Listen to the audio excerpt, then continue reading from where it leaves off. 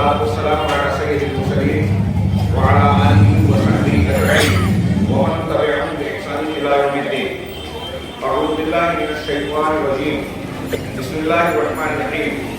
ألم تر كيف ضرب الله مثلا كلمة طيبة كشجرة طيبة أصلها ثابت وفرعها في السماء تؤتي أكلها كل حين بإذن ربها ويضرب الله الأمثال للناس لعلهم يتذكرون. پنڈھارا کی ادارہ درس قرآن کے ذمہ داران، جمعیت اہل حدیث کے ذمہ داران، اسٹیج پر تشریف فرما علماء کرام، میرے بزرگوں، بھائیوں، دینی ماں اور بہنوں، حمد و صلات کے بعد میں نے سورہ ابراہیم آیت نمبر 24 اور 25 کی تلاوت جو براہ راست میرے مقرر کیے ہوئے عنوان سے تعلق رکھتا ہے کہ توحید کے اثرات انسانی زندگی پر یا انسانی زندگی پر توحید کے اثرات. اللہ رب العالمین کا ارشاد ہے، الم تر کیف ضرب اللہ مثلا، کیا تم نے نہیں دیکھا کہ اللہ تبارک و تعالیٰ نے کس طرح مثال بیان کی، کلمۃ طیبۃ، کلمہ طیبہ کی، کا شجرۃ طیبہ، پاکیزہ درخت کے ساتھ، پاکیزہ کلمے کی مثال پاکیزہ درخت کے ساتھ بیان کی. پاکیزہ کلمہ کیا ہے؟ عام طور سے مفسرین صحابہ کرام سے بھی ثابت ہے، بخاری وغیرہ کی روایت سے، کہ اس سے مراد اسلام اور کلمہ توحید، کلمہ اسلام لا الہ الا اللہ ہوا.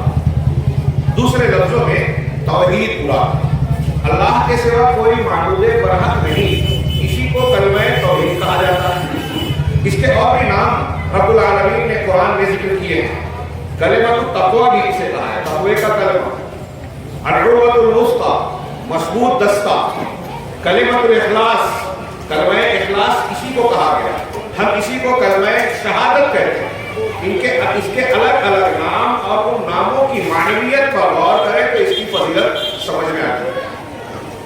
اللہ رب العالمین کلمہ طیبہ کا فائدہ بتاتے ہوئے ایک مثال سے ہم کو اور آپ کو سمجھا رہا ہے، لیکن اس کے فائدے کو کہ اللہ رب العالمین نے جو اس کا فائدہ بتایا کہ اس کی جڑیں ایسے درخت کی طرح ہے کلمہ طیبہ جو پاکیزہ ہے. عام طور سے علماء نے کہا کہ یہ کھجور کا درخت، اس کی جڑیں زمین کے اندر تک مضبوطی سے پیوست ہوتی، اصلها ثابت وفرعها فی السماء، اور اس کی شاخیں آسمان کی بلندیوں کو بڑھتی چلی جاتی. تؤتی اکلها کل حین باذن ربها، یہ اپنا پھل رب کے حکم سے، اجازت سے ہر موقع پر سردی گرمی میں اپنا پھل دیتا رہتا ہے.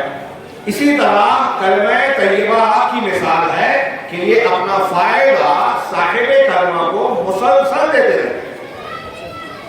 لا الہ الا اللہ کا کلمہ، اس کا معنی، اس کی شرائط، اس کے تقاضے یہ میں بیان کر دوں کہ مسئلے کے طور پر دنیا کا کوئی بھی انسان ہو، اس کے معنی اور مفہوم کو جاننا، اس کے تقاضوں کو سمجھنا اور ایک مسلمان کو کامل مومن بننے کے لیے اس کی شرائط کو جاننا انتہائی ضروری. ہمارے موضوع سے ہٹ جاؤں گا اگر میں اس تفصیل میں جاؤں، لیکن اشارہ کر یاد کرو کہ قیامت کے دن کوئی شخص اللہ رب العالمین کے سامنے یہ نہیں کہہ سکتا کہ مجھے توحید لا الہ الا اللہ معلوم نہیں تھا، شرک معلوم نہیں تھا، اس لیے میں شرک میں ملوث ہو گیا، میرے ماحول میں یہ عمل ہوتا تھا اس لیے میں نے کیا. یہ نہیں کہہ سکتا. یہ اس کی ضرورت و اہمیت کے تعلق سے میں نے صرف 2 جملے عرض کیے. اب دوسرا پہلو، لا الہ الا اللہ یا اس سے متعلقہ جو کلمات کی فضیلتیں ہم پڑھتے ہیں، آپ نے کبھی سوچا کہ ان کی یہ فضیلت کیوں ہے؟ کیوں ان کی یہ فضیلت ہے؟ ابن حبان، سنن دارمی اور مختلف حدیث کی کتابوں میں ایک روایت ہے جس کو امام حاکم نے نقل کر کے صحیح کہا اور علامہ امام ذہبی اس کی تعریف اور توثیق کرتے ہیں. اس کے علاوہ ایک دوسری حدیث میں بھی یہ مضمون ہے.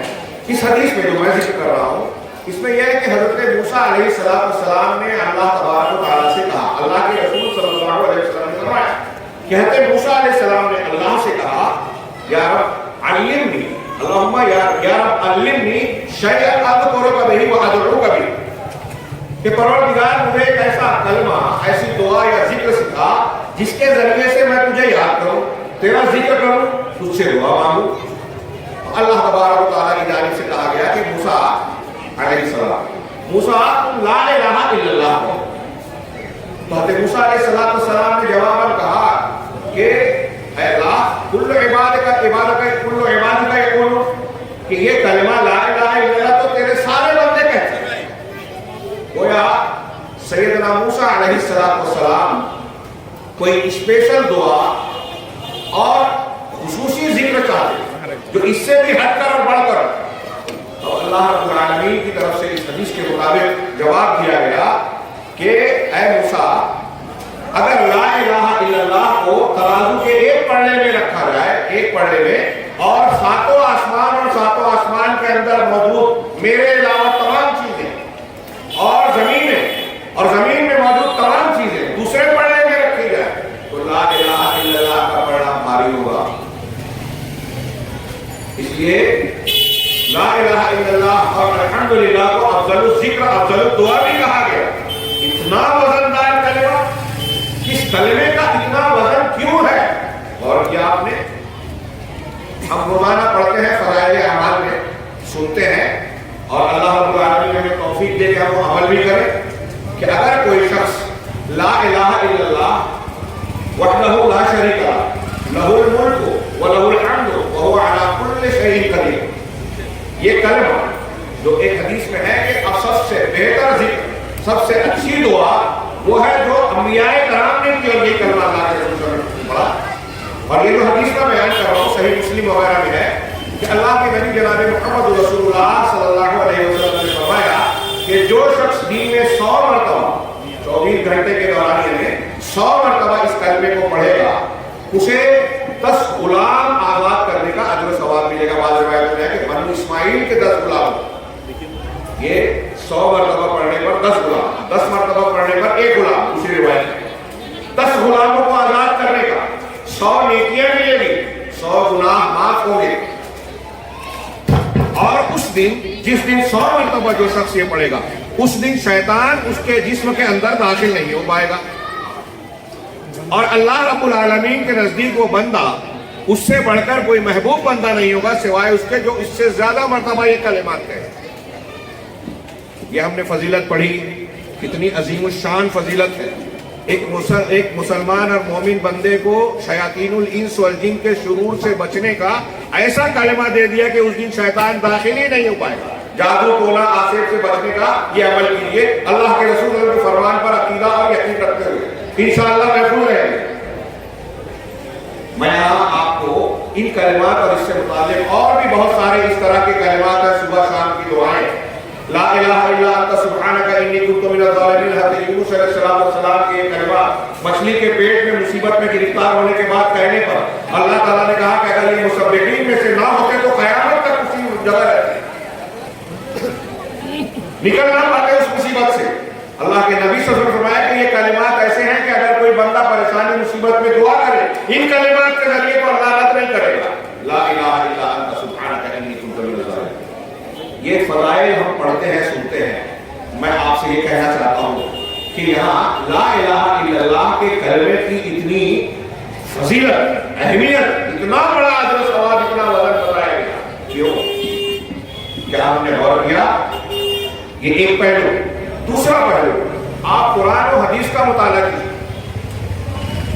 تو آپ کو یہ ملے گا کہ جتنے پیغمبر اور انبیاء کرام علیہ السلام دنیا میں آئے، سب کی دعوت کا آغاز، ابتدا، شروعات، دعوت کا نچوڑ لا الہ الا اللہ اور اسی کلمے سے ہوا۔ وَلَقَدْ بَعَثْنَا، قرآن کہتا ہے وَلَقَدْ بَعَثْنَا فِي كُلِّ أُمَّةٍ رَسُولًا أَنِ اعْبُدُوا اللَّهَ وَاجْتَنِبُوا الطَّاغُوتَ۔ ہم نے ہر امت میں ایک رسول بھیجا، ہر قوم اور امت کی طرف رسول بھیجے گئے، سب کی دعوت کیا تھی؟ ان اعبدوا اللہ، صرف اللہ کی عبادت کرو۔ وما ارسلنا من رسول الا نوحی الیہ انہ لا الہ الا ہوا، یہ دوسری آیت ہے کہ ہم نے کوئی بھی رسول بھیجا تو اس کی طرف یہ وحی حکم یہ پیش کیا کہ اللہ کے سوا کوئی معبود نہیں۔ ہر رسول کی پہلی تعلیم ابتدا اور آغاز یہی.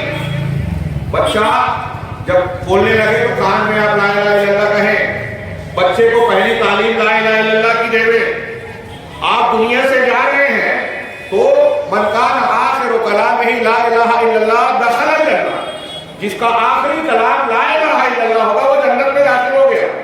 اللہ کے رسول صلی اللہ علیہ وسلم نے اپنے چچا ابو طالب کو آخری وقت میں کہا یا عمی قل لا الہ الا اللہ کلمۃ احاج لک بہا عند اللہ کہ اے چچا جان آپ لا الہ الا اللہ کا کلمہ کہہ لیجیے ایسا کلمہ کہ میں اللہ کے سامنے آپ کے لیے حجت پیش کروں.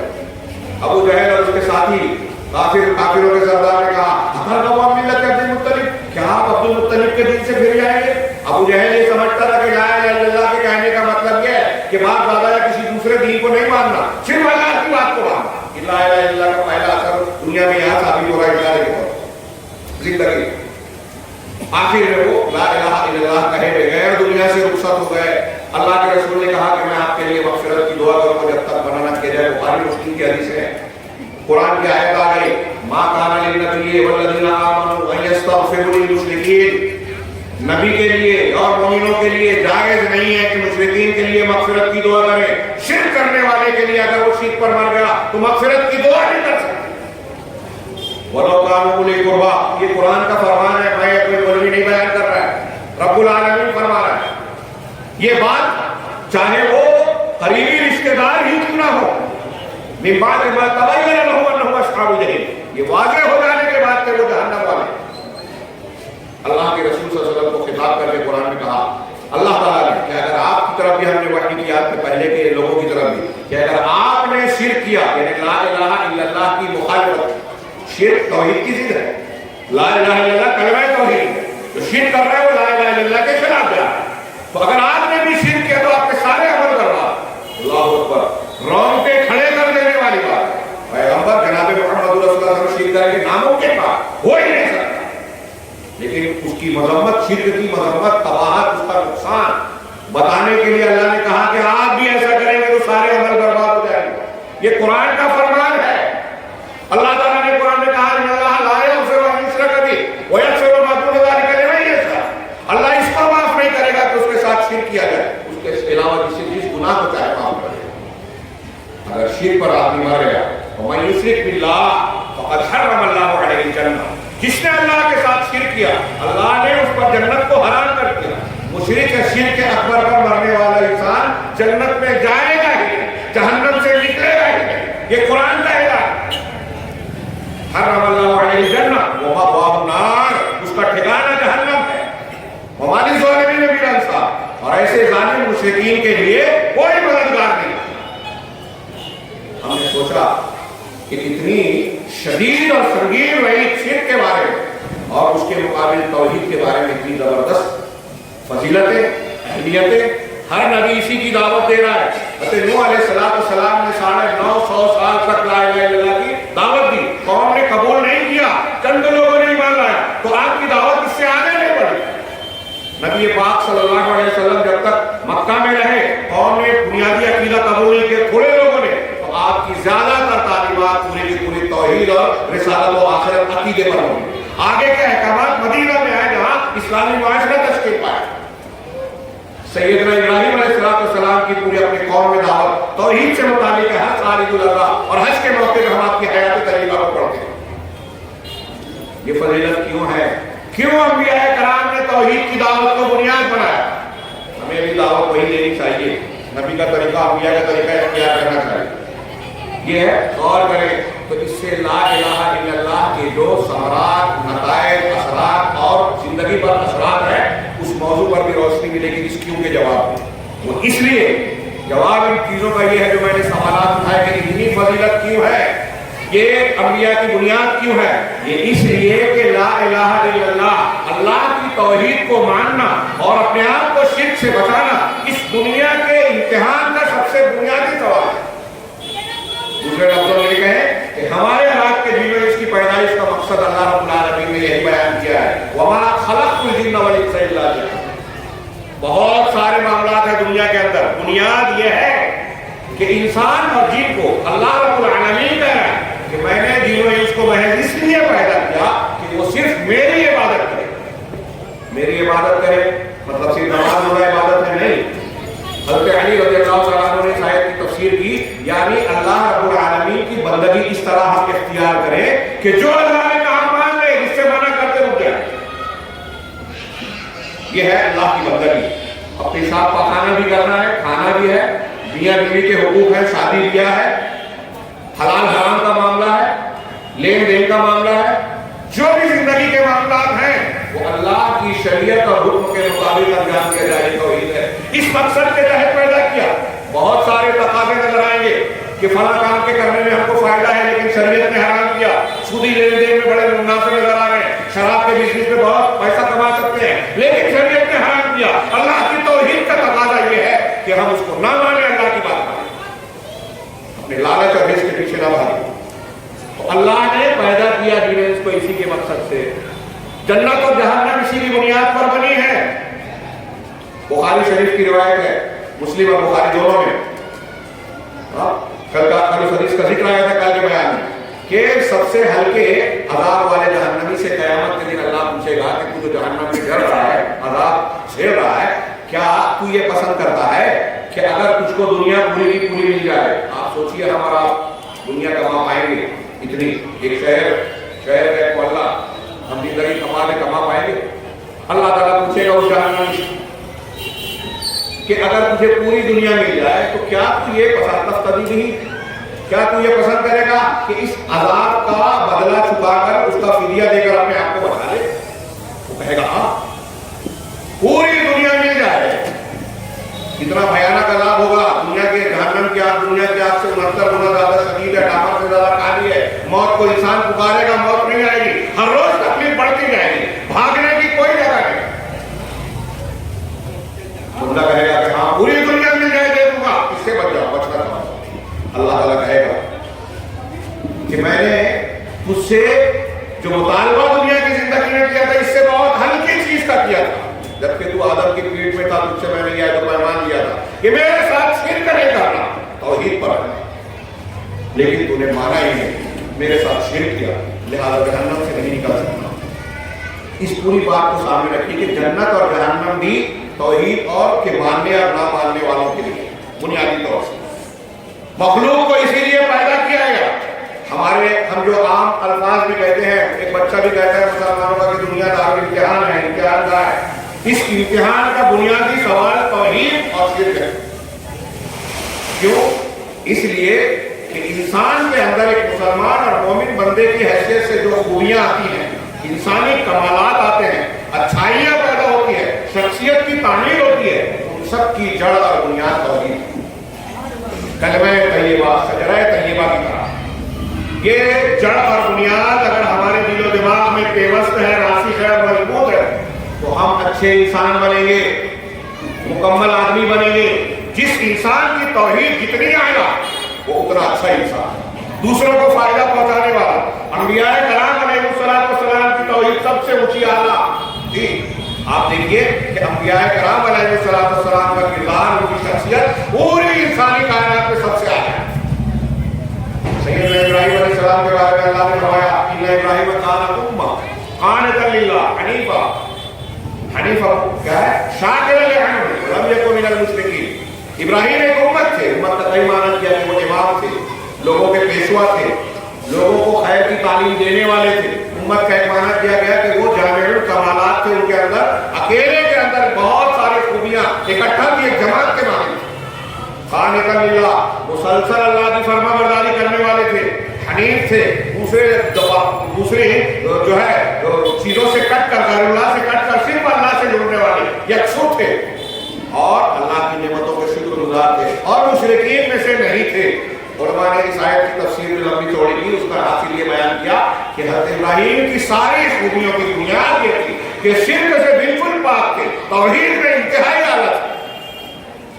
جس کی توحید جتنی اعلیٰ ہوگی وہ اتنا زیادہ اللہ کے عذاب سے بچے گا. الذین آمنوا ولم یلبسوا ایمانهم بظلم اولئک لهم الامن. ہم امن کی تلاش میں ہیں, امن چاہتے ہیں عذاب سے, دنیا کی پریشانیوں سے, آخرت کے عذاب سے. تو اللہ نے بتایا کہ جن لوگوں نے ایمان لایا, لا الہ الا اللہ کہا, ایمانیات کو اختیار کیا, ولم یلبسوا ایمانهم بظلم, اور اپنے ایمان کے ساتھ ظلم کی ملاوٹ نہیں کی. तफसीर का मौका नहीं है, इसलिए एक जुमले में बुखारी की हदीस में अल्लाह के रसूल ने कहा कि यहाँ जुल्म से मुराद शिर्क है, कि ईमान के साथ शिर्क नहीं किया। उलाइका लहुम अमन, उनके लिए अमन है, वही अल्लाह से बचेंगे और यही लोग हिदायत याफ्ता सही रास्ते पे वही है जो तौहीद पर हैं। अब आप गौर कीजिए कि तौहीद की फजीलत क्यों है। अंबियाए कराम अलैहिस्सलाम की दावत का इर्तिकाज़ तौहीद पर क्यों होता है? इसलिए कि तौहीद इस दुनिया के अंदर तमाम भलाइयों की जड़ बुनियाद है। जितनी भी नेकियां हैं, अच्छाइयां हैं, सब के सब तौहीद की शाख है। जितनी बुराइयां हैं, सब के सब शिर्क और कुफ्र की शाख है। शुअबुल ईमान पढ़िए, पहले के उन्होंने बयान किया। एक आदमी अगर अपने माँ बाप की नाफरमानी कर रहा है, एक आदमी हराम को जानने के बाद कि ये हराम है, सूदखोरी, ज़िनाकारी, मोबाइल पर गंदी तस्वीरें देखना, बुरे काम करना, झूठ बोलना, गीबत करना, चुगली करना, ये हराम है, उसके बावजूद कर रहा है, इसका मतलब उसकी तौहीद में कमी है। तौहीद मजबूत होती तो अल्लाह का डर, अल्लाह की तौहीद उसे इन गुनाहों से तन्हाई में रोकती। इंसानी जिंदगी पर तौहीद के असरात पर जब हम गौर करते हैं तो मैंने जैसा कि इजमाली तौर से बयान किया, इसकी फजीलत, इसके फायदे, जिंदगी पर इसके असरात का घेरना एक घंटे में और जैसे कमील आदमी के लिए नामुमकिन बात। मोटी से मोटी किताब भी लिखी जाए तो तौहीद के फवायद नहीं बयान किए जा सकते।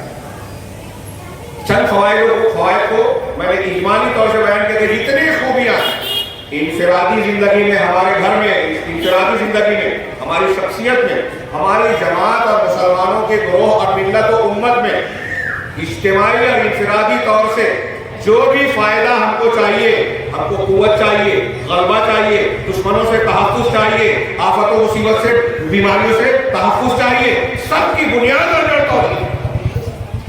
ला तजअल मअल्लाहि इलाहन आखर फतखुदा मज़मूमन मख़ज़ूला।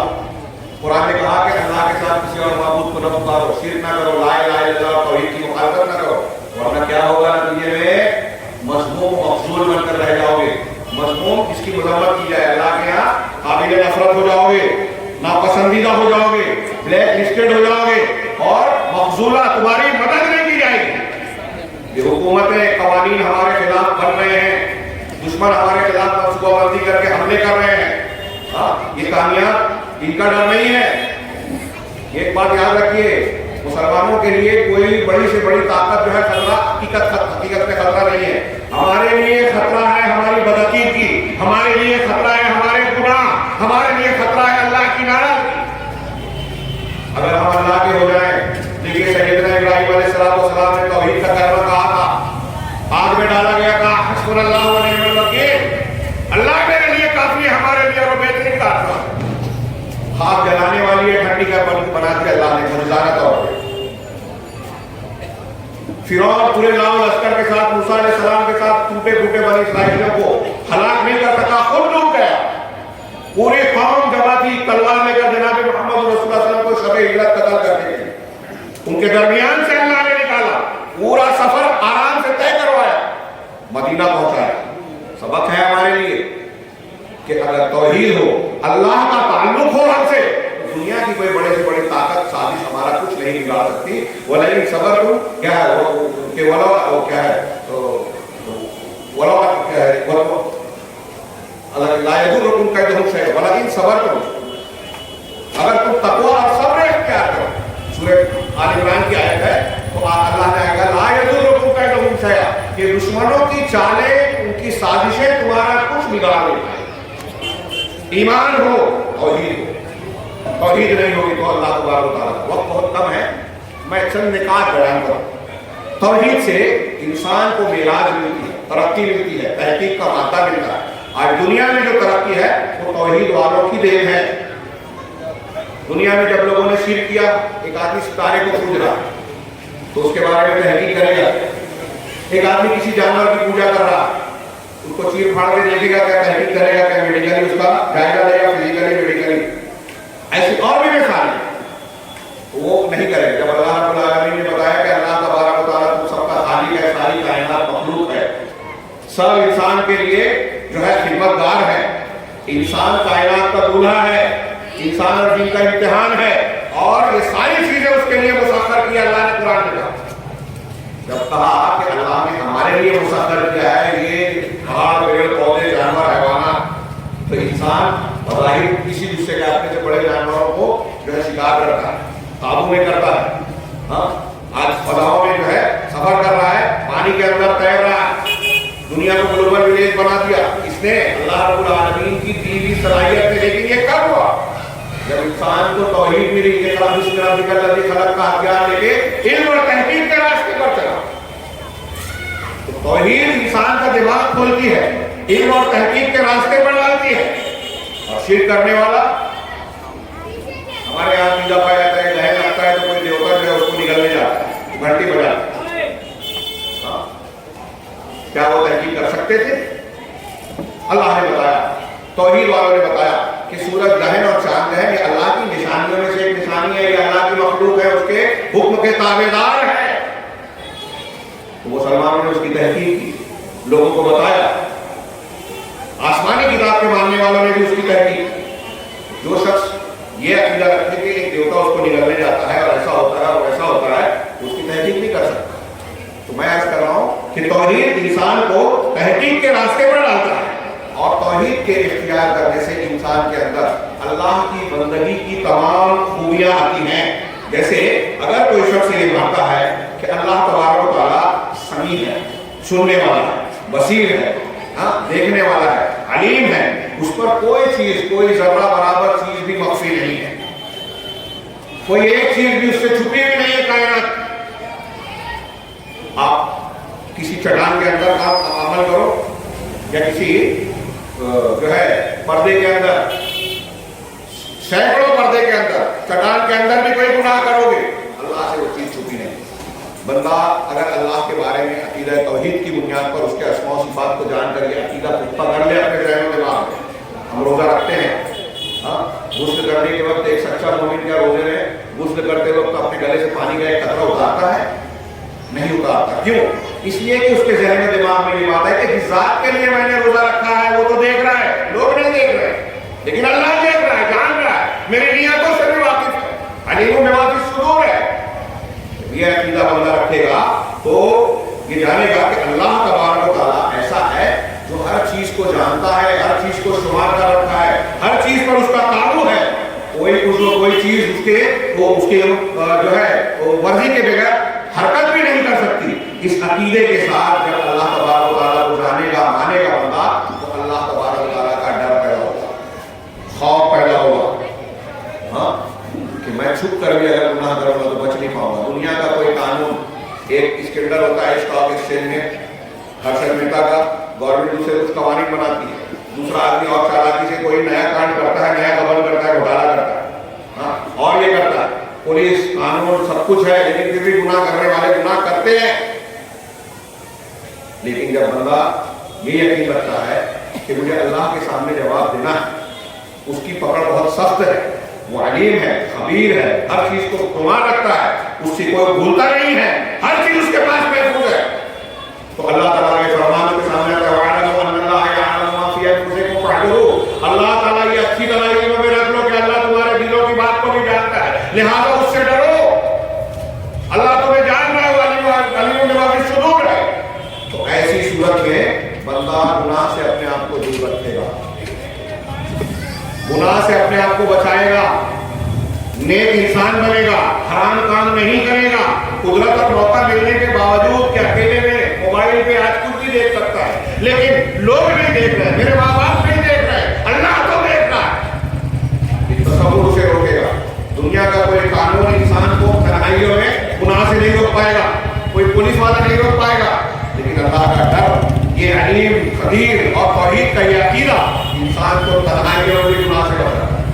अल्लाह ने इब्न रजब ने नकल किया कि बयाबान में, जंगल में एक औरत और एक मर्द तन्हा हो गए, मुसाफिर की हैसियत से थे, दूसरे लोग चले गए, एक दो होते, तो मर्द ने औरत से कहा कि देखो इन सितारों के अलावा आज हमें यहाँ कोई नहीं देख रहा है, तो मौका मिला है, चलो आप और हम एक दूसरे से इस मौके का फायदा उठाकर नजर हासिल कर लें। तो उस खातून ने कहा, ईमान वाली थी, तौहीद वाली, उसने कहा कि सितारे देख रहे हैं, तुम सितारों की बात कर रहे हो, भाई ना लोगों की जो इन सितारों को बनाने वाला, इनको रोशन करने वाला कहाँ पे है? वो नहीं देख रहा है। इब्न रजब ने हमारे ने बताया, आप हदीसों में वाक़यात पढ़ते हैं, जनाब मोहम्मद रसूलुल्लाह सल्लल्लाहु अलैहि वसल्लम ने अपने माशरे और समाज की तरबियत इसी तौहीद पर की थी। हमको वाक़या में इशारा करो, आपने वाक़या बहुत मरतबा सुना होगा।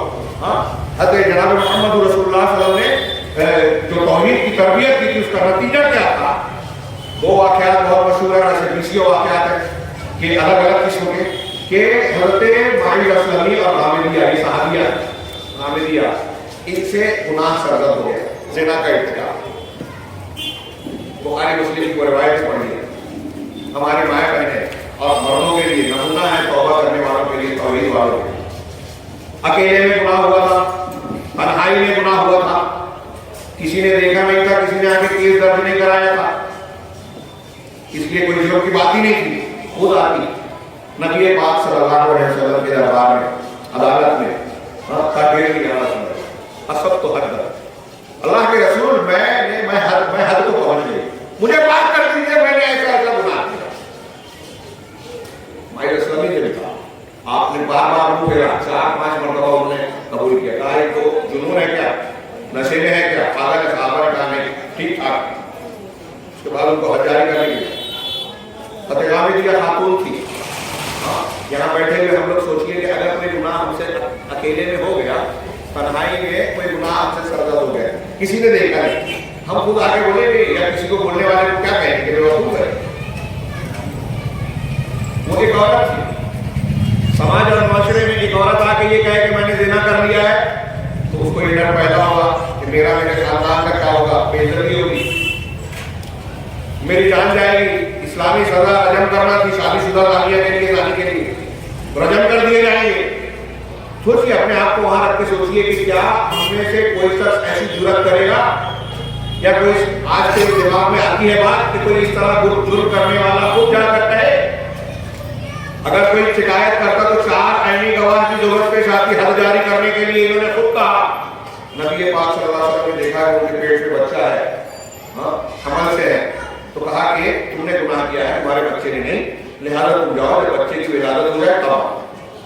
मौका मिल गया। इस्लामी उसूल से अगर वो बाद में आकर ये कह देते कि मैंने गलत कहा था, तो बच जाता, क्योंकि उनको खिलाफ किसी ने गवाही नहीं दी थी, कोई केस नहीं डाल किया, खुद एतराफ किया। कई महीना मिला, बच्चा पैदा हो, बच्चा पैदा की विलादत भी फौरन बोलते लेके आए अल्लाह के रसूल। सोचिए थोड़ी देर के लिए, इतने महीनों के बावजूद वो अपनी तौबा पर कायम है, अपने आप को पाक करना चाह रही है। क्यों? अल्लाह के रसूल आप मुझे पाक कर दीजिए। कहा अभी बच्चे की जगह तुम्हारे सीने से जुड़ी हुई है, इसलिए अभी उसे दूध पिलाओ। जब ये अनाज खाने लगेगा तब आप चले गए। एक लंबा सा फिर मिला, मौका मिला। एक औरत सोच सकती है कि चलो ठीक है, मैं अपने लिए अपने बच्चे के लिए जी जाऊं, लेकिन ये भी जज्बा नहीं आया, इसको भी उन्होंने मारा। और कुछ महीनों के बाद आती है, मुद्दत के बाद अल्लाह के रसूल देखिए इसके हाथ में रोटी है, अब मुझे ऊपर सजा का निफाज किया। अल्लाह के रसूल ने सहाबी के हवाले किया, बच्चे को आप संभालो, इनके लिए सजा का जो है हुक्म फरमाया। सहाबा कहते हैं खालिद बिन वलीद मारने के वक्त खून के छींटे उड़कर आ गए, कुछ बुरा भला है। अल्लाह के रसूल को पता चला, आपने कहा कि तुम उसे बुरा कह रहे हो। अल्लाह की कसम, उसने ऐसी तौबा की है कि मदीने के 70 लोगों में तकसीम कर दी जाए, उसकी बख्शिश हो जाए। इस चीज में उनको इस बात पर उतारा तौहीद। अल्लाह देखता है, जानता है, मर के अल्लाह के सामने हाजिर होना है, जवाब देना है। वहां मैं गुनहगार साबित हूं, अल्लाह के दरबार में अज़ाब की मुस्तहिक ठहरा जाऊं, उससे बेहतर है कि दुनिया में मैं अपने आप को मौत के हवाले करूं, सजा के हवाले करूं, बदनामी होगी, लेकिन अल्लाह के अज़ाब से तो बचे। ये तौहीद ने डर पैदा किया। अल्लाह कोई मिसाल पेश कर सकता है, वक्त होता तो और भी मिसालें रहेंगे। बनी इसराइल की एक मिसाल, 3 गार वालों का वाकया आपने सुना, ये बुखारी वगैरह में। गार में चले गए, फंस गए, तूफान आया, बहाना बंद हो गया, चट्टान से बहाना बंद हो गया। तीनों ने अपने अपने नेक अमल का वसीला लगा के दुआ मांगी। जाहिर वसीलों में से एक ये है, नेक अमल का वसीला, अल्लाह के अस्मा और सिफात का वसीला, और किसी जिंदा इंसान से दुआ करनी। कुरान हदीस में इसी पूछते हैं, तो उन्होंने वसीला लगाया। उसमें से जो एक मैं बयान करना चाहता हूँ कि एक शख्स ने कहा कि मेरे फला फला खातून से बराबर थी, चचरदार बहन थी, मैं फरेबता था, उसको गुनाह की दावत देता था, वो नहीं मानती। कहत का जमाना आया, उनके घर में भूख प्यास फाका कशी आई, वो अपनी जरूरत लेकर मेरे पास आई। मैंने कहा कि तुम्हारी जरूरत मैं पूरी कर दूंगा, लेकिन पहले अपने आप को मेरे हवाले करो। मैं अपने अल्फाज में बयान कर रहा हूँ, रिवायत को आप जानते हैं, वाकई जानते हैं। आज हमारे यहाँ भी लोग मजबूरियों पर किसी की मदद करने की बजाय उसका फायदा उठाने की कोशिश करते हैं। मार्केट इसी पर चल रहा है, लोगों को मजबूर बनाया जाए, मार्केटिंग की जाए, ये तिजारत नहीं है, ये गैर इंसानी चीज है, तौहीद के ना होने का नतीजा। तो मैंने ऐसे ही कहा, घर में फाका बस्ती की वजह से वो औरत मजबूर हो गई, वो तैयार हो गई, और जब उसके तैयार हो जाने के बाद मैं दुआ करने वाला था कि उसकी आंखों से आंसू जारी हो गए, और उसने कहा इत्तक़िल्लाह, अल्लाह से डरो, और नगीने को उसके हक में न करो। मेरे दिल में ये ख्याल आया कि ये अल्लाह की बंदी सारे अपने भी अल्लाह से डर रही है, गुनाह से शर्मिंदा हो रही है, अपनी मजबूरी की वजह से तैयार हो गई। तो मुझको तो अल्लाह ने नवाजा, नेमत से नेमत दी है, मुझे तो अल्लाह का शुक्र अदा करना चाहिए। मुझे इस तरह की गलत हरकत और नाफरमानी नहीं करनी। अल्लाह तू जानता है कि उसके इस करने की वजह से मेरे दिल में तेरा खौफ आया, तेरे शुक्र का जज्बा आया, मैंने अपने आप को उस गुनाह से रोक लिया और वो पैसा उसे दे दिया जो देना था। उसके बाद मैंने परवरदिगार इस मुसीबत से निजात दिया, पर पहाड़ का बहाने का हिस्सा सरक गया। पता ये चला कि नेकियों से दुनिया की मुसीबत में भी आराम मिलता है। हम रूहानी असबाब को छोड़ देते हैं। जिक्र अस्कार तमहीद में मैं बयान करना चाहता था, और वो बयान करो तो बहुत होगा कि जिक्र अस्कार की फजीलतें हम पढ़ते हैं, उसकी गहराइयों में नहीं जाते। तो मैंने सवाल किया कि उसके माना और मतलब क्या है। ला इलाहा इल्लल्लाह की इतनी फजीलत है तो पहले हम उसके माना को समझे, शरायत को जाने, तब फायदा मिलेगा। आप एक तरफ ला इलाहा इल्लल्लाह का विर्द करते रहे लेकिन शिर्क करें तो कोई फायदा नहीं। अल्लाह अकबर कहें कि अल्लाह सबसे बड़ा है, और अनानियत में लगे रहे, घमंड में मुब्तला है, जगह जगह कहे कि मैं बड़ा हूं, मैं अपने नफ्स की मानूंगा, तो आपका अल्लाह अकबर कहना झूठ है। अल्लाह अकबर कह रहे हैं तो उसका असर, तौहीद का असर आपकी जिंदगी में ये आना चाहिए। ये जो मैंने गुनाह की बात बताई, ये दूसरा एक बड़ा असर कि आप अल्लाह के सामने झुक जाएं। अल्लाह की अज़मतों की बुराई कि वो क़हार है, वो कबीर है, वो सारी कायनात का मुदब्बिर है, हर चीज पर उसकी कुव्वत और काबू है, वो उलू रखता है। वल अर्ज़ु जमीअन क़ब्ज़तुहु यौमल क़ियामह वस समावातु मत्विय्यातुन बियमीनिह। सारे आसमान अल्लाह रब्बुल आलमीन, ये सारे आसमान क़यामत के दिन अल्लाह के दाहिने हाथ में लिखते होंगे। ये कुरान की आयत है। वल अर्ज़ु जमीअन क़ब्ज़तुहु यौमल क़ियामह, ये पूरी जमीन क़यामत के दिन अल्लाह की मुट्ठी में होगी। वस समावातु मत्विय्यातुन बियमीनिह, सारे आसमान उसके दाहिने हाथ में लिखते होंगे। बुखारी मुस्लिम की हदीस में है कि सातों आसमान और जमीन को अल्लाह अपने दाहिने हाथ में लपेटेगा और कहेगा अनल मलिक, मैं हूं बादशाह, अय्ना मुलुकुल अर्ज़, जमीन के बादशाह कहां है, जमीन के तकब्बुर करने वाले कहां हैं। आज सिर्फ मेरा हुक्म चलेगा मालिक यौमिद्दीन का। उसकी अज़मत है, उसकी अज़मत का ये हाल है कि अल्लाह रब्बुल आलमीन ने फरमाया फलम्मा तजल्ला लिजबल जअलहु दक्का। हज़रत मूसा के इसरार में कहा कि तुम नहीं देख सकते मुझे। जब अल्लाह ने तजल्ली की पहाड़ के सामने तो पहाड़ रेज़ा रेज़ा हो गया। ये अल्लाह की जब तक की तजल्ली का असर है, पहाड़ उसकी ताक में ले सका। ऐसा अजीब है। अल्लाह की अज़मत ये है कि कुरान और बुखारी हदीस की, कुरान में सूरह सबा की आयत है, मौका नहीं है पेश करने का, मैं मफ़हूम बयान करूं कि उसमें यह है कि जब अल्लाह रब्बुल आलमीन कोई फैसले का इरादा करता है, कोई वही करने का इरादा करता है, फरिश्तों को बताने का, तो अर्श इलाही जो है वो हिलने लगता है। अर्श कायनात की सबसे बड़ी मखलूक। रिवायतों में सातों आसमान को कुर्सी में रखा जाए तो एक भाल में 7 अंगूठियां डालना ऐसा होगा, और कुर्सी को अर्श में रखा जाए तो ऐसा है जैसे एक मैदान के अंदर एक अंगूठी डाल दी गई। अर्श कितना बड़ा है, अल्लाह अर्श पर मुस्तवी है, अर्श से बड़ा है। तो अल्लाह रब्बुल आलमीन फरमा रहा है, क्या कर रहा था कि जब अल्लाह कोई फैसला करता है वही करना, तो अर्श हिलने लगता है, हर्राने लगता है, फरिश्ते बेहोश हो जाते हैं। हाँ, और जब सबसे पहले जिब्रील अलैहिस्सलाम को होश आता है, अल्लाह उनको वही करता है, फिर दूसरे 7वें आसमान, 6ठे आसमान के फरिश्तों को होश आता है, जिब्रील से पूछते हैं कि रब ने क्या कहा, हज़रत जिब्रील कहते हैं ऐसा ऐसा था, तो फरिश्ते कहते हैं हाँ। मेरे रब की शान ये है, अज़मत ये है, किबरियाई ये है कि सिर्फ हुक्म का इरादा करता है तो फरिश्ते भरा उठते हैं, गिर जाते हैं। कोई रब के सामने खड़ा होकर कहेगा कि अल्लाह तेरा ये फैसला मैं नहीं मान सकता, इसको बदल दे।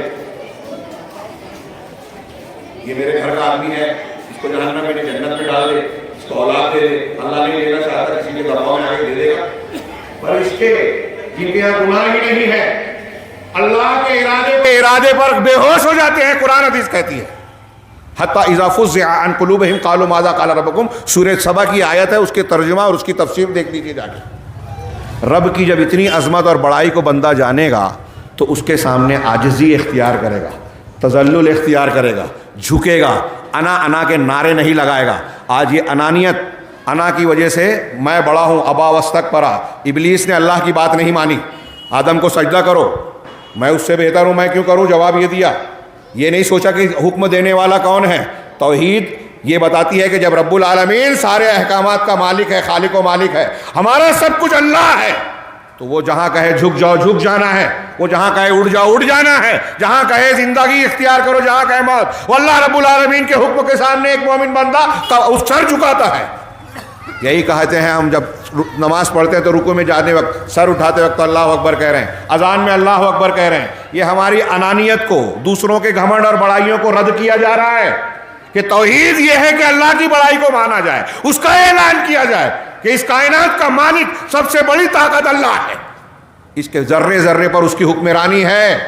وہ چاہے گا تو کورونا پھیلے گا، وہ چاہے گا تو طاعون پھیلے گا، وہ چاہے گا تو پتہ ہلے گا، وہ چاہے گا تو آپ کی موت آئے گی، وہ نہیں چاہے گا تو پوری کائنات مل کر آپ کا بال بیکھا نہیں کر سکتی. یہ جب یہ عقیدہ توحید کا ہمارے اور آپ کے دل میں مضبوط ہوگا تو اس کا ہماری زندگی پر کیا اثر پڑے گا. 20 فائدے اس کے آئیں گے کہ بندہ تکبر اور گھمنڈ نہیں کرے گا، میری کیا اوقات ہے. قرآن نے کہا وَلَا تَمْشِ فِي الْأَرْضِ مَرَحًا، زمین میں اترا کے گھمنڈ سے نہ چلو. اِنَّكَ لَن تَخْرِقَ الْأَرْضَ، تم زمین کو پھاڑ نہیں سکتے. وَلَن تَبْلُغَ الْجِبَالَ طُولًا، اور پہاڑ کی بلندیوں کو نہیں پہنچ سکتے. تو بندہ جب یہ جانے گا تو اپنے اندر عاجزی آئے گی، اللہ کے حکم کو سنے گا، مانے گا. آج تھوڑی دیر کے لیے دیکھیے، وقت نہیں ہے، میں اشارے کر رہا ہوں، غور کیجئے. ہمارے گھر میں جھگڑا ہوتا ہے، باپ بیٹے کا جھگڑا، بھائی بھائی کا جھگڑا، بھائی بہن کا جھگڑا، وراثت کے مسائل، بہن کو بیٹی کو ہم وراثت نہیں دے رہے ہیں، قرآن حدیث نے جو کہا ہے نہیں مان رہے ہیں. یہ توحید کی کمی ہے. بندہ جب جانے گا کہ اللہ تعالیٰ نے فیصلہ کیا ہے تو اس پہ چو چرا نہیں کرے گا. اللہ تبارک و تعالیٰ کا حکم ہے تو اس کی خلاف ورزی نہیں کرے گا. اگر اللہ کا حکم نہیں مانوں گا تو جو بےمانی چلوں گا یہ بھی برباد کر دے گا مجھے. میں بےمانی کروں گا تو میری اولاد بھی ویسی رہے گی. یہ توحید کے اثرات ہوں گے کہ ہم حقدار کو حق دیں گے، بھائی بہن جو کمزور ہے یتیم کو اس کا حق دیں گے، کمزوروں پر ظلم نہیں کریں گے، اللہ کے سامنے جھکیں گے. اگر جھگڑا ہو گیا، لفڑا ہو گیا، کسی نے آ کے سمجھایا کہ اللہ کا یہ کہتا ہے، والدین آپ کے ساتھ سختی کر رہے ہیں، قرآن نے کہا کہ اف نہ کہو. اگر اللہ کا پر ایمان ہے، توحید ہے، تو سر جھکا دیں گے کہ اللہ کا حکم ہے. ہم والدین کے ساتھ نافرمانی بدتمیزی نہیں کر سکتے. اور نہیں ماننا ہے تو پھر ہیلے بہانے، ارے ٹھیک ہے قرآن میں اللہ نے کہا ہے کہ اف نہ کہو، لیکن میرے ابا ذرا الگ ٹائپ کے، اللہ کو نہیں معلوم تھا کہ آپ کے ابا الگ ہیں، آپ کو پتا ہے. یہ بہانے ہیں، ہیلے ہیں، فریب اور خوری ہے، اپنے آپ کو دھوکہ دینا ہے. توحید ہے تو یہاں میں عام زندگی کے معاملات میں یہ بات کہہ رہا ہوں، دین کے معاملے میں بھی یہ بات ہوگی کہ جب ہم اللہ کی توحید کے قائل اور مائل ہو جائیں گے، ماننے والے ہوں گے، اس کی جڑیں ہوگی، تو ہم حلال وہی مانیں گے جو اللہ نے حلال کیا، حرام وہی مانیں گے جو اللہ نے حرام کیا، شریعت اسی کو مانیں گے جو اللہ نے شریعت بنائی. اب اسی میں یہ حصے بکرے بھی آ گئے، اسی میں نماز کا طریقہ آ گیا، اسی میں عبادات کا معاملہ آ گیا، عقیدہ اور منہج آ گیا. میرے بھائیوں کو اسے اختلافی بات نہ سمجھے. ہمارے ہاں الگ الگ دین مذہب بنے ہوئے ہیں، الگ الگ فرقے بنے ہوئے ہیں. یہ کیوں بنے ہوئے ہیں؟ حقیقت میں اگر دیکھا جائے تو یہ تفرق، یہ اختلاف، آپس میں جو ہمارے محبت کی کمی یا نفرت وغیرہ ہے، یہ بھی توحید کی کمی ہے. توحید کا اجتماعی فائدہ یہ ہے کہ جو اللہ کو ایک ماننے والے ہیں وہ آپس میں ایک دوسرے کے بھائی بن جاتے ہیں، ایک دوسرے کا تعاون کرتے ہیں، ایک دوسرے کے تعاون علی البر والتقوی کی مثال بن جاتے ہیں. یہ توحید کے اجتماعی فائدے میں بیان کیا جاتا ہے کہ اجتماعیت پیدا ہوتی ہے. قرآن و حدیث کی بہت ساری دلیلیں ہیں کہ سارے مسلمان بھائی بہن ولا اور برا کی بنیاد پر توحید ہوگا تو اسی کی بنیاد پر رشتہ قائم ہوگا، اسی کی بنیاد پر رشتہ کٹے گا. بدر میں آپ دیکھیے، بدر میں غزوہ بدر میں حضرت ابو عبیدہ بن جراح نے اپنے سگے باپ کو مار دیا. بچنا چاہتے تھے لیکن سامنے سے لڑنے آئے، مجبوراً مارنا پڑا. حضرت عمر فاروق نے اپنے سگے ماموں کو قتل کیا. حضرت مصعب بن عمیر رضی اللہ تعالیٰ عنہ جنگ کے بعد جا رہے ہیں، ان کے سگا بھائی حبیب بن عمیر ایک انصاری صحابی ان کو باندھ رہے ہیں، قیدی بنایا. کہا اس کو اچھی طرح باندھنا، اس کی ماں بہت مال والی ہے۔ مصعب ابن عمیر کے بارے میں جانتے نا، مکہ میں ہر روز نیا لباس پہنتے تھے، خوشبو لگا کر جہاں سے جاتے تھے راستہ مہکتا تھا، لیکن جب مدینہ گئے مسلمان ہونے کے بعد تو سب کچھ لے لیا گیا تھا۔ ایک چادر پہنی تھی، کانٹوں سے اس کو سلا تھا، اللہ کے رسول صلی اللہ علیہ وسلم دیکھ کر رونے لگے تھے، احد میں شہید ہوئے۔ تو کہا اس کی ماں بڑی جو ہے وہ مال والی ہے۔ تو ان کے بھائی نے کہا کہ تم میرے بھائی ہوتے ہوئے میرے بارے میں یہ کہہ رہے ہو، تمہارے میرے بارے میں یہ وصیت ہے؟ تو حضرت مصعب نے جو جواب دیا تھا، توحید کا اثر انسانی زندگی پر، انہوں نے کہا تھا کہ اس وقت تو میرا بھائی نہیں ہے، یہ انصاری میرا بھائی۔ ہاں، قرآن کی آیت آئی سورہ ممتحنہ میں، لا تجد قوما یؤمنون باللہ والیوم الآخر یوادون من حاد اللہ ولو كانوا آباءهم او ابناءهم او اخوانهم او عشیرتهم۔ اللہ اکبر، یہ توحید کا اثر انسانی زندگی پر ہمارے ہاں کیا ہے کہ ہم جائزہ لیں۔ قرآن کا فرمان ہے کہ ایسے لوگوں کو آپ نہیں پائیں گے، لا تجد قوما، جو اللہ پر اور آخرت کے دن پر ایمان رکھتے ہیں، جو توحید والے ہیں۔ توحید والے ایسے نہیں ہو سکتے۔ کیسے نہیں ہو سکتے؟ کہ یوادون من حاد اللہ ورسولہ، کہ جو اللہ اور اس کے رسول کی مخالفت کریں، دشمنی کریں، شرک کریں، بدعت کریں، سنتوں کی مخالفت کریں، ان سے دوستی کی پینگیں بڑھائیں۔ ایسا نہیں ہو سکتا۔ کیا آپ میں سے کوئی کہے گا کہ ابو جہل میرا پسندیدہ کردار ہے؟ اللہ کا دشمن ہمارا دوست ہو سکتا ہے، پسندیدہ ہو سکتا ہے؟ اگر ایسا ہوا تو اللہ کہہ رہا ہے ایمان ہی نہیں ہے۔ تو جو اللہ اور رسول کا دشمن ہے وہ ہمارا دوست نہیں ہو سکتا۔ وَلَوْ كَانُوا آبَاءَهُمْ، چاہے وہ باپ دادا ہی کیوں نہ ہو، بیٹے ہی کیوں نہ ہو، ہاں بھائی کیوں نہ ہو، اور عشیرتہم، یا ان کے گھر خاندان اور بیوی بچے ہی کیوں نہ ہو۔ توحید کا اثر یہ ہونا چاہیے کہ دوستی، دشمنی، تعلق اور تعاون کی بنیاد یہ عقیدہ اور منہج ہے۔ توحید ہوگی مضبوط تو اللہ پر بھروسہ۔ ہم کو یہ معلوم ہوگا کہ کائنات کا نظام اللہ چلا رہا ہے، نفع اور نقصان اسی کے ہاتھ میں ہے۔ ہاں، آج ہمارے یہاں ایک بڑی کمزوری ہے، مہنگائی آئی، گورنمنٹ کی غلط پالیسی، کورونا پھیلا، سازش ہے ٹیکہ بیچنے کی، اور وہ جو ہے کیا وہ بل گیٹس اور فلاں کا یہ سازش ہے اور ان کا طریقہ ہے، ہاں فلاں اور فلاں طریقہ، یہ فلاں مصیبت آئی، بارش زیادہ ہو رہی ہے، دیر سے ہو رہی ہے، گرمی زیادہ پڑ رہی ہے، اس کی یہ سائنسی وجہ، فضائی وجہ، آلودگی ہے، فلاں ہے، سب کچھ ٹھیک ہے۔ ایک مسلمان ہونے کی وجہ سے توحید کا اثر کیا ہونا چاہیے، یہ بات اچھی طرح دماغ میں بٹھائیے۔ یہ ایسی چیز ہے شرکیہ، شرک اصغر، صحابہ کرام ابن عباس وغیرہ کہتے ہیں۔ اگر آپ یہ بولتے نا کہ میں آج ڈاکٹر نہیں ہوتا تو میرے ابا بچتے نہیں، یہ شرک اصغر ہے، شرک ہے۔ اگر عقیدہ نہیں ہے، زبان پہ ہے تو شرک اصغر ہے، اور عقیدہ ہے تو شرک اکبر ہے۔ آپ کو کیا کہنا چاہیے؟ الحمدللہ ڈاکٹر نے میرے ابا کو بچا لیا، الحمدللہ ڈاکٹر نے توفیق دی، یا بر وقت جو ہے اللہ تبارک و تعالیٰ نے ڈاکٹر کو بھیجا اور اس کو صحیح دوا دینے کی توفیق ملی، بچ گئے ابا۔ اب اللہ کی طرف منسوب کریں، یہ بات میں اپنی طرف سے نہیں کہہ رہا ہوں، قرآن میں بھی ہے، حدیث میں بھی ہے۔ حدیث میں ہے نا، اللہ کے رسول نے کہا تھا کہ حدیبیہ کے مقام پر کہ آج صبح کچھ لوگوں نے، اللہ تعالیٰ یہ کہتا ہے کہ میرے کچھ بندوں نے اس طرح صبح کی کہ وہ ستارے پر ایمان لاتے تھے اور اللہ کا انکار کرنے والے ہیں، اور کچھ ایسے ہیں جو اللہ پر ایمان لانے والے، ستارے کا انکار۔ تو کہا وہ کیسے؟ کہا جنہوں نے یہ کہا کہ رات کی جو بارش ہوئی فلاں ستارے اور نچتر سے ہوئی ہے، تو انہوں نے ستارے پر ایمان لایا، اللہ کا انکار کیا۔ اور جنہوں نے کہا کہ اللہ کے فضل اور رحمت سے بارش ملی، انہوں نے اللہ کا ایک پر ایمان لایا، ستارے کا انکار کیا۔ تو اب ایسے ہی ہمارے یہاں بہت سارے یہ اسباب ہیں، مہنگائی بڑھ رہی ہے، بے روزگاری ہو رہی ہے، سیاسی انارکی ہے، فلاں تکلیف ہے، یہ اسباب حکومتیں یا فلاں اور فلاں ہو سکتے ہیں، یہ اسباب ہیں، لیکن ان اسباب پر کس کی حکمرانی ہے؟ ان اسباب کو پیدا کرنے والا کون ہے؟ وہ مسبب الاسباب رب العالمین ہے، جس کی مشیت کے بغیر ایک پتا نہیں ہلتا۔ لہذا کورونا کی بیماری پھیلی ہو، کسی نے سازش کی ہو سکتا ہے یہ صحیح ہو، لیکن وہ سازش ذریعہ ہے، اور اس کے اسباب کی بات اللہ کے ہاتھ میں ہے، اور مصیبتوں کی جڑ ہم اپنے اندر خود پیدا کرتے ہیں اپنے اعمال اور عقائد کی بنیاد پر۔ تو خیر، میں عرض کر رہا تھا کہ اگر توحید ہوگی بندے کے اندر تو توکل آئے گا، اللہ پر بھروسہ۔ سیدنا ابراہیم کی مثال، انبیاء کی مثال ہم نے پڑھی، ہاں، کہ کسی بھی حالت میں۔ آج میں ایک بات کہہ رہا ہوں، دیکھیے کورونا میں لوگ تعجب کرتے تھے کہ مسلمانوں کا معاملہ اس سے خوف و ڈر کا ویسا نہیں ہے جیسے دوسروں کا ہے۔ ایک اور بھی کردار، ہاسپٹلس میں جب کسی مریض کی موت ہو جاتی ہے تو ہم دیکھتے ہیں کہ زیادہ تر آج کچھ مسلمان بھی جو ایمان صحیح نہیں رکھتے، توحید والے نہیں ہیں، ان کی طرف سے بھی ہوتا ہے، لیکن زیادہ تر غیر مسلم ڈاکٹر کو مارتے ہیں، توڑ پھوڑ مچاتے ہیں اور بہت کچھ کرتے ہیں. میں یہ نہیں کہتا کہ ان کی کوتاہی نہیں ہوتی ہوگی, لیکن اس کے مقابلے میں کوئی ایسی مصیبت جب آتی ہے تو مسلمان کا کردار دیکھیے غیر مسلم کے مقابلے میں الگ ہوتا ہے. کیوں کورونا سے وہ نہیں ڈرا؟ طاعون کے مرض میں صورت میں جو ہے اپنے رشتہ داروں کو چھوڑ کے لوگ بھاگ گئے. ایک بیٹا اپنی ماں کو چھوڑ کے گیا اور پڑوس کا مسلمان اس کی خدمت کر رہا ہے. کیوں؟ اسے طاعون کا ڈر نہیں ہے؟ نہیں.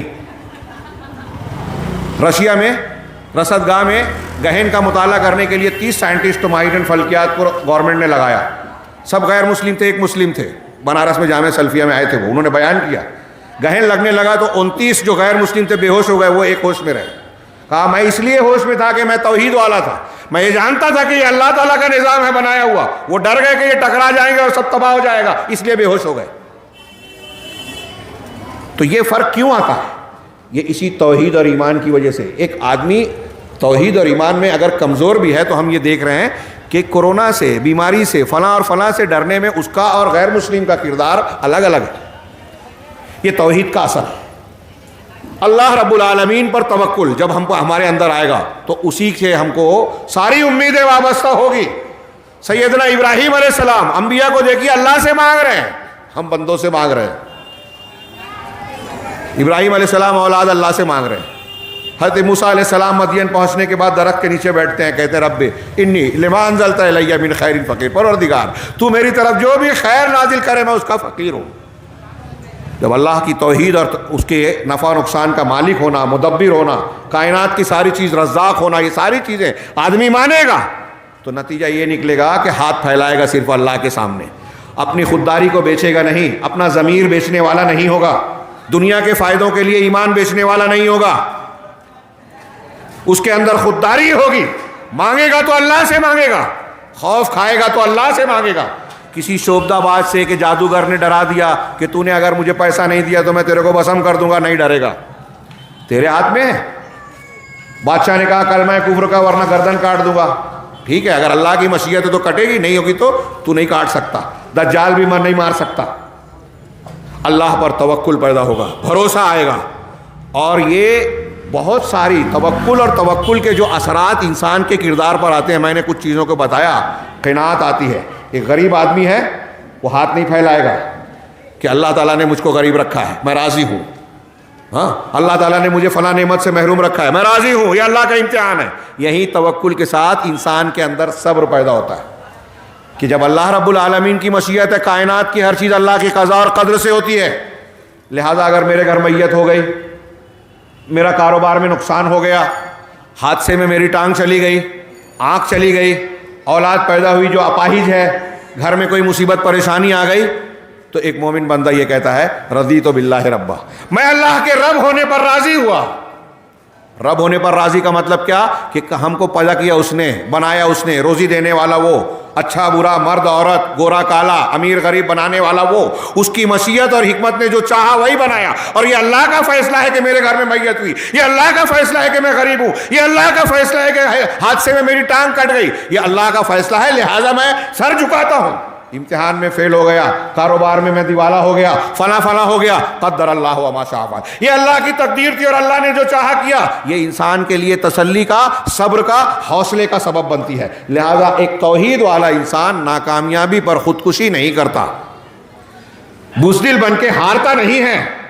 توحید اگر آئے گی تو انسان حالات کا مقابلہ کرے گا, ہر ناکامیابی کے بعد پھر سے کامیابی کے راستے پر چلتے ہوئے اللہ سے دعا مانگے گا. اس طریقے سے آپ دیکھیں کہ توحید انسان کے اندر ہر خوبی پیدا کرتی ہے. اور آخری بات, حالانکہ میرے ہاتھ میں جو کاغذات ہیں بہت کچھ ہیں, اور جتنی خوبیاں ہیں, اچھائیاں ہیں, سب کا تعلق توحید سے ہے. یہ میں بیان کرنا چاہتا تھا, اور کچھ چیزوں کو, 2-4 چیزوں کو میں نے مثالیں بیان کی. ایک آخری بات جامع انداز میں بیان کروں. ابھی ہمارے شیخ کہہ رہے تھے کہ سنت کی پیروی کی جائے. ہاں, یہ بھی توحید کا تقاضا ہے. اللہ تبارک و تعالیٰ نے کہا قل ان کنتم تحبون اللہ فاتبعونی یحببکم اللہ. اگر تم قل ان کنتم تحبون اللہ, اللہ سے محبت کرتے ہو تو میری اتباع کرو, اللہ تم سے محبت کرے گا. ہم میں جتنے بیٹھے ہیں کوئی چاہے گا کہ نہیں کہ اللہ ہم سے محبت کرے؟ ہم چاہیں گے اللہ ہم سے محبت کرے. تو اللہ اس محبت کا معیار کس چیز کو قرار دے رہا ہے؟ اس محبت کا معیار اس چیز کو قرار دے رہا ہے کہ اللہ تبارک و تعالیٰ کے حکم دے رہا ہے کہ رسول کی اتباع کرو، اپنی زندگی کو ان کے سانچے میں ڈالو، عقیدہ وہی اختیار کرو جو محمد رسول اللہ صلی اللہ علیہ وسلم نے عقیدہ دیا، عبادت وہی کرو اور ویسے ہی کرو جو محمد رسول اللہ صلی اللہ علیہ وسلم نے عبادت دی، تہوار وہی مناؤ جو رسول اللہ صلی اللہ علیہ وسلم نے تہوار دیا، حلال اسی کو مانو جو رسول اللہ صلی اللہ علیہ وسلم نے حلال بتایا، حرام اس کو مانو جو اللہ کے رسول صلی اللہ علیہ وسلم نے حرام بتایا، اخلاق وہی اختیار کرو، حق حقوق وہی دو، بھائی بہن بچوں کو پڑوسیوں کو وہی حق دو جو رسول نے بتایا۔ لقد کان لکم فی رسول اللہ اسوۃ حسنہ، آپ نے سنا۔ تو توحید اگر ہوگی تو اس کا سب سے بڑا اثر یہ ہوگا کہ بندہ قرآن کو اور صاحب قرآن یعنی جناب محمد رسول اللہ صلی اللہ علیہ وسلم کو مانے گا، ان کے احکامات کے سامنے سر جھکائے گا، علماء کو فلاں اور فلاں کو ان کے مقابلے میں کھڑا ہو کر یہ بہانہ نہیں کرے گا کہ ٹھیک ہے اللہ کے رسول کی حدیث تو یہ ہے لیکن ہمارے یہاں رسم و رواج یہ چل رہی ہے، ماں بہنیں یہ کہتی ہیں، ٹھیک ہے اللہ کے رسول صلی اللہ علیہ وسلم نے تو یہ تعلیم دی لیکن ہمارے مسلک میں ہمارے فلاں میں یہ کوئی اختلافی بات نہیں کر رہا ہوں۔ دنیا کے کسی بھی مفتی صاحب سے پوچھئے کہ ایک طرف رسول اللہ صلی اللہ علیہ وسلم کا حکم ہے، ایک طرف کسی دوسرے کا، آپ کس کی بات مانیں گے؟ کس کی بات ماننے پر اللہ تبارک و تعالیٰ آپ کو انعام دے گا، کس کی بات کو رد کرنے پر اللہ تبارک و تعالیٰ آپ کو سزا دے گا؟ قرآن کہتا ہے، اللہ رب العالمین کا سورہ نور میں فرمان ہے، فَلْيَحْذَرِ الَّذِينَ يُخَالِفُونَ عَنْ أَمْرِهِ أَن تُصِيبَهُمْ فِتْنَةٌ، کہ جو لوگ اللہ کے رسول کی حکم اور سنت کی مخالفت کرتے ہیں، غور سے سنیے، جو رسول کے حکم کی مخالفت کرتے ہیں انہیں ڈرنا چاہیے کہ انہیں فتنہ آ پکڑے گا۔ فتنہ آ پکڑے گا، فتنہ کا مطلب علامہ ابن کثیر نے نقل کیا مفسرین سے کہ فتنے کا مطلب دنیا کا عذاب۔ آج مسلمان پوری دنیا میں دنیا کے عذابوں سے دوچار ہیں، مبتلا ہیں، عزتیں لوٹ رہی ہیں، گھر محفوظ نہیں ہیں، نئے نئے قاعدے قانون بن رہے ہیں، نئے منصوبے بنائے جا رہے ہیں، مسلمانوں کو الگ الگ ڈھنگ سے گھیرا جا رہا ہے۔ ہاں اللہ تعالیٰ قرآن میں کہہ رہا ہے رسول کی مخالفت کرو گے تو فتنہ آئے گا اور یصیبہم عذاب علیم، یا دردناک عذاب پکڑے گا۔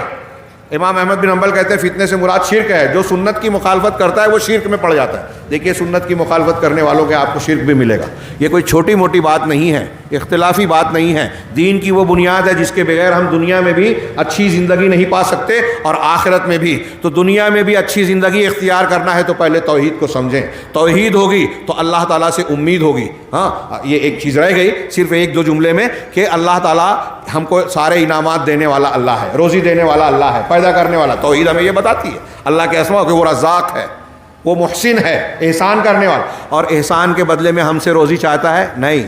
اللہ کو ہم کو ہماری کوئی ضرورت ہے؟ نہیں، وہ الصمد ہے، وہ غنی ہے، ساری کائنات اس کی فقیر ہے۔ یا ایھا الناس انتم الفقراء الی اللہ واللہ هو الغنی الحمید، اے دنیا کے تمام لوگوں تم سب کے سب اللہ کے در کے بھکاری اور فقیر ہو۔ اللہ غنی ہے، بے نیاز ہے۔ ساری دنیا کے انسان، ایک حدیث قدسی ہے لمبی مسلم شریف کی کہ اے میرے بندو تم میں کا اول آخر انسان جنات دنیا کے سب سے برے انسان کی طرح بن جائے تو میری سلطنت میں کوئی کمی نہیں ہوگی۔ اے میرے بندو تم میں کا اول آخر انسان جنات دنیا کے سب سے اچھے انسان کی طرح بن جاؤ تو میری سلطنت میں کوئی اضافہ نہیں ہوگا۔ اللہ بے نیاز ہے۔ ہاں تو اب جب ہم یہ جانتے ہیں کہ اس کو ہماری کوئی ضرورت نہیں، پھر بھی وہ ہم کو اتنے احسانات دے رہا ہے، ہم اس کی نافرمانی کر رہے ہیں پھر بھی وہ ہم کو کھانا دے رہا ہے، پانی دے رہا ہے، ہوا دے رہا ہے، امن دے رہا ہے، چین دے رہا ہے، لباس دے رہا ہے، دوا دے رہا ہے، رشتہ دار دیا، گھر دیا، بہت سی نعمتیں جن کو ہم گن نہیں سکتے۔ جب بندہ یہ جانے گا اس کی توحید اور اس کے اسماء و صفات کے یہ نتائج، تو دل میں محبت پیدا ہوگی۔ اللہ رب العالمین کے سامنے بندہ جھکے گا کہ جو اتنے احسانات کیا ہے، تو ہم اگر اپنی جان دے بھی دیں، جان دی ہوئی اسی کی تھی، حق تو یہ ہے کہ حق ادا نہ ہوا۔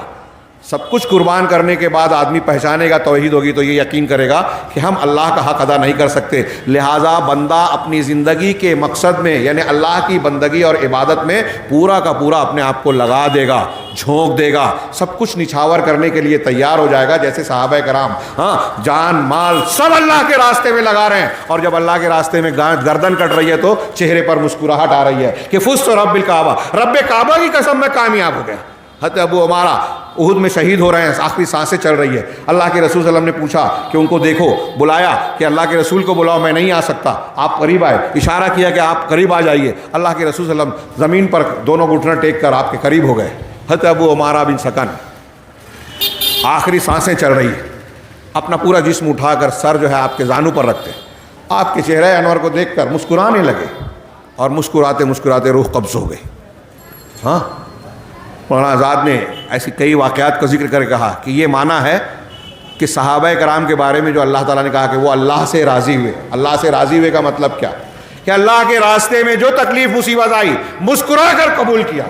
انہوں نے کہا کہ یہ سابقون الاولون کے حالات پڑھیے کہ احد اور بدر میں خاک و خون میں لوٹ کر جس طریقے سے مسکراتے ہوئے موت کا استقبال کیا، دنیا کا کوئی انسان آرام دہ بستر پر اس طرح موت کو گلے نہیں لگاتا. یہ توحید کا اثر ہے کہ اللہ کے راستے میں آنے والی تکالیف انسان کے لیے راحت کا سامان بن جاتی ہے، خوشی کا سبب بن جاتی ہیں، لذت ایمانی دیتی ہے. ہاں، تو بہرحال یہ اللہ تبارک و تعالیٰ کی اگر توحید ہوگی تو اس سے امید ہوگی، رجا ہوگی، محبت ہوگی. رجا، امید اور محبت جو میں نے 3 لفظ استعمال کیا، اس کے ذریعے سے بندہ اگر اللہ سے امید کرے گا تو قربانی دے گا، نیکیاں کرے گا، اللہ کے راستے میں خرچ کرے گا.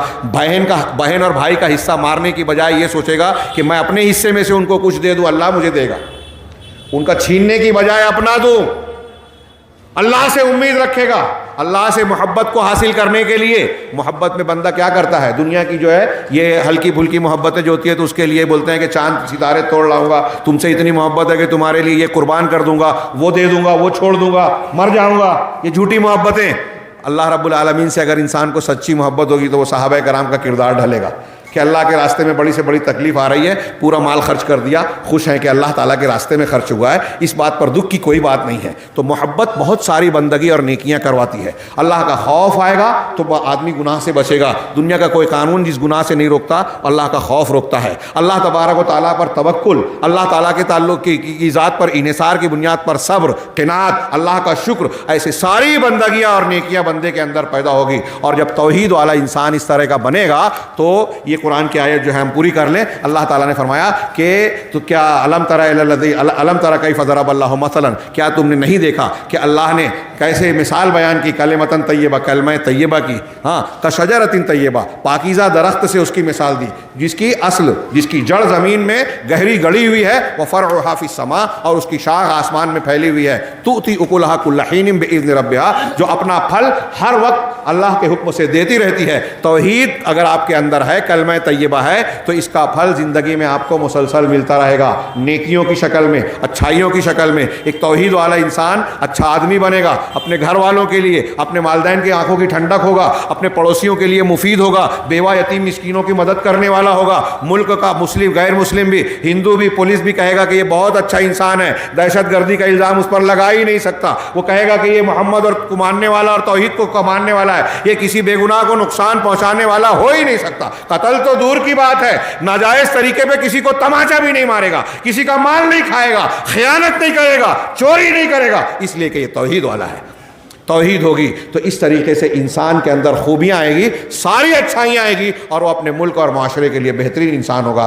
اللہ کی قسم اگر ہم سچی توحید والے بن جائیں تو اس ملک میں نہیں پوری دنیا میں لوگ یہ قبول کرنے پر مجبور ہیں کہ مسلمان سچے لوگ ہیں، اچھے لوگ ہیں، اور ان کا دین سچا مذہب ہے. اللہ رب العالمین سے دعا ہے کہ وہ ہمیں توحید کے اثرات کو اپنی زندگی میں صحیح انداز میں قبول کرنے کی توفیق عطا فرمائے. اس کے لیے ضروری ہے کہ ہم توحید کے تقاضے، اس کے معنی، اس کے مفہوم، اس کی شرائط کو سمجھیں. اس سے ضد جو ہے کہ توحید کن چیزوں سے خراب ہوتی ہے، ٹوٹتی ہے، یا اس کے اندر کمی پیدا ہوتی ہے، بلا کسی اختلاف میں پڑے ہوئے کہ ہم یہ مسلک اور وہ مسلک، اس کو ضرور سمجھیں. اس لیے کہ اگر توحید ہم نے صحیح نہیں کی تو اللہ کے یہاں کامیاب نہیں ہو پائیں گے، دنیا میں ہم کو اللہ کی نعمتیں اور مدد نہیں ملے گی. اللہ تبارک تعالی ہمیں صحیح توحید کو سمجھنے، اس کے تقاضے کے مطابق زندگی گزارنے کی توفیق عطا فرمائے، اور اسی کے ذریعے سے دنیا اور آخرت میں ہر قسم کے عذاب سے محفوظ رکھے. اقول قولی ھذا واستغفر اللہ لی ولکم ولسائر المسلمین وصلی اللہ علی نبینا محمد.